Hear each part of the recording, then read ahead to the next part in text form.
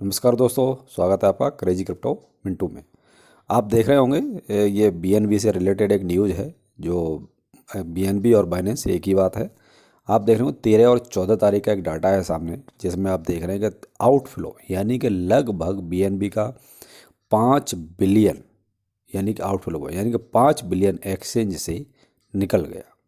तो ये कहीं ना कहीं जो आजकल चल रहा है ना कि ये फंड, कि बाइनेंस के साथ ये हो जाएगा, वो हो जाएगा, बीएनबी के साथ ये होगा, वो होगा, ये सब उसी का कहीं ना कहीं वो कहते हैं कि साइड इफ़ेक्ट है।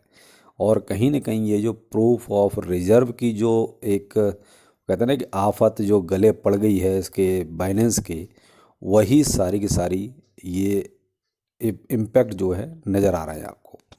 तो अब जो भी है देखिए, ये चीज़ें तो अभी चलेंगी। आप ये कहें कि इतनी आसानी से और इतनी जल्दी ये चीज़ें ख़त्म हो जाएं, तो मे भी अभी इतना जल्दी आसानी से ये सब नहीं ख़त्म होने वाला।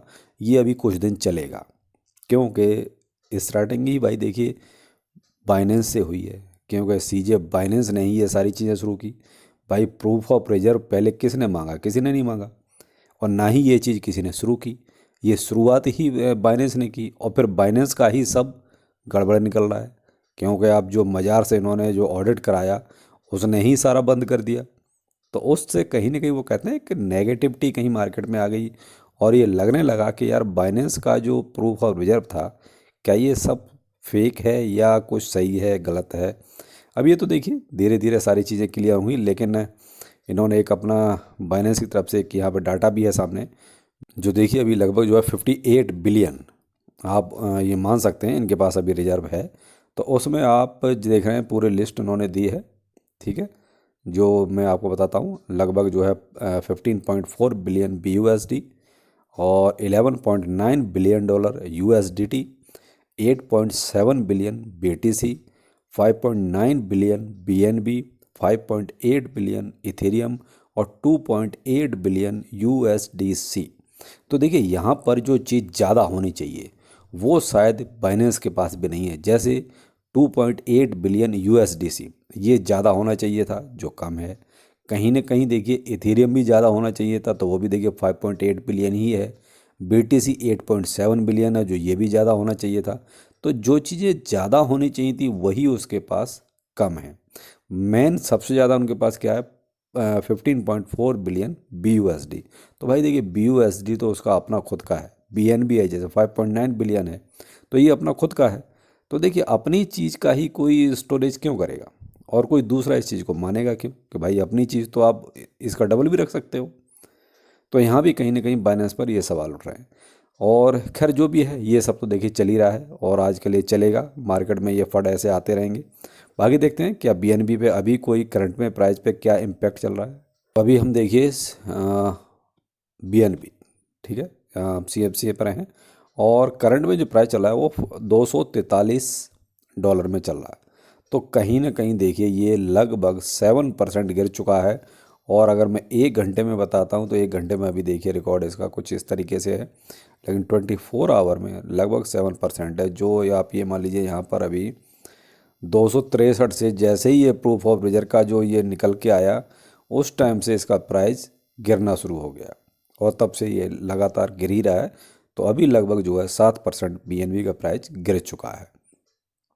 तो कहीं ना कहीं ये जो गिरावट है वो प्रूफ ऑफ रिजर्व जो बाजार ने अपने यहाँ से एक तरह से जो साइड से हटा दिया, उसी का इम्पैक्ट ये सब है। तो ये देखिए कुछ दिन रहता है ये सब, और मार्केट जो है धीरे धीरे इसको भी एडजस्ट कर लेगी, इसको भी एक तरह से हैबिचुअल हो जाएगा। और अब मार्केट में अगर हम देखते हैं तो देखिए BTC अभी 16,840, 41, 40, 41 ये डॉलर चल रहा है। और आपका देखिए USDT अपना ठीक है, अभी डीपैक नहीं है पैक। और इथेरियम 1298, सॉरी सॉरी 1198 ये डॉलर चल रहा है। BUSD, सॉरी मैं ये बताना चाह रहा था, तो BUSD देखिए अभी डीपैक नहीं है, ये अपना ठीक है $1 के उसमें एवरेज में चल रहा है। और शिवाइनू देखिए रैंक 16 है, और वही 5 टाइम 0 8 4 की 6 में 8 8 4 6 8 4 7 ये डॉलर चल रहा है।